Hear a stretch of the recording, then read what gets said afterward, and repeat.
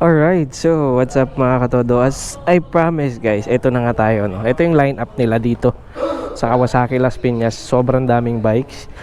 Like, ang dami talaga. Pero dito muna tayo mag-focus sa Benelli TRK. Bakit? Kasi ito yung unang-unang bike na gusto ko actually.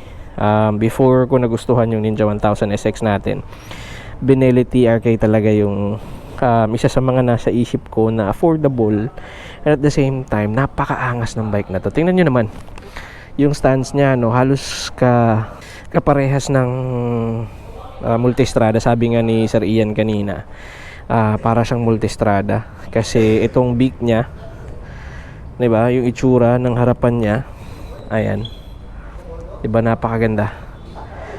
So, at ang pinakamaganda dito guys, anong meron sa TRK na Benelli TRK, meron siyang crash guard. Kasama na yan for sure pag binili mo. Naka dual or 2 cylinder. Dual disc na rin siya sa harapan, ABS of course. Benelli yung kanyang brake system niya. May handguard, adjustable lever siya. Naka underbelly exhaust. Pati sa likod, sa rear brake niya, naka Benelli na rin siya. 502cc, ready for yung baggage. Pwedeng maglagay dito sa likod, saka dito sa gilid, side panniers. And ang pinaka gusto ko dito guys, iabot ko siya.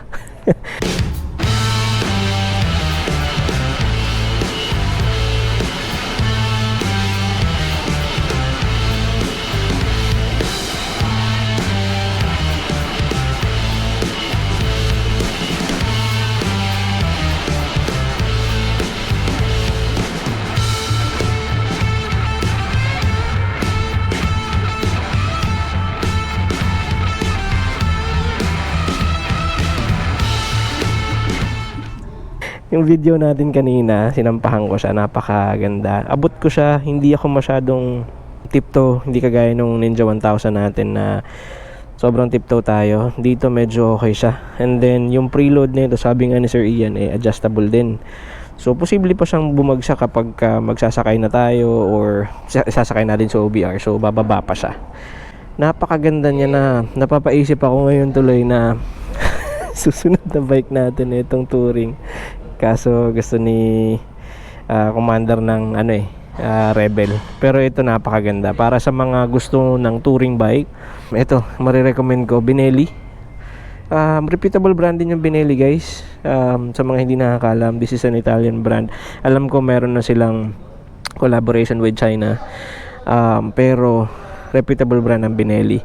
Nakatachometer pa rin siya, pero mas gusto ko yan sa mga gantong klaseng motor no? Ang ganda pa rin tignan, napaka-classic pa rin niya. Yung tangke niya, plastic, which is good din. Actually, yung mga plastic ang isa sa mga magagandang tangke kasi meron silang tinatawag na gas pressure. Kaya yung Ninja 1000 natin, once in a while, binubuksan ko yung susi para matanggal yung pressure niya. Ito, may naka-built-in pa na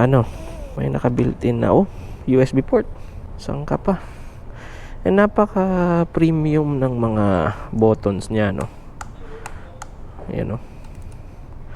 Premium sa pakiramdam ng mga buttons niya. And guys, ito, yung kanyang, hindi ko may sasabi sa inyo yung full specs nitong bike na to kasi hindi naman natin alam on top of our head. Pero for sure meron tong assistant slipper clutch kasi napakalambutin mo, kaya ng isang daliri ko. Sobrang lambot, adjustable din. And napakaangas, ang ganda ng napaka-premium ng pakiramdam ng seat. 'Di ba? And mababa lang talaga siya. Tingnan natin yung point of view kapag tayo nakaupo. Ayan. So, abot ko siya. And medyo itong handlebar nga lang niya parang naiiklian ako. Siguro pag pwede namang may extension no? Pero hindi siya malaking issue. Pero yun lang naman nakikita kong ina-expect ko na medyo mahaba-haba yung kanyang handlebar sideways, no? But it's good. Ito yung point of view niya. For sure adjustable to. Hindi lang natin alam kung saan i-adjust. Magandang pang long ride tong bike na to. Pakaangas. Sa halagang 379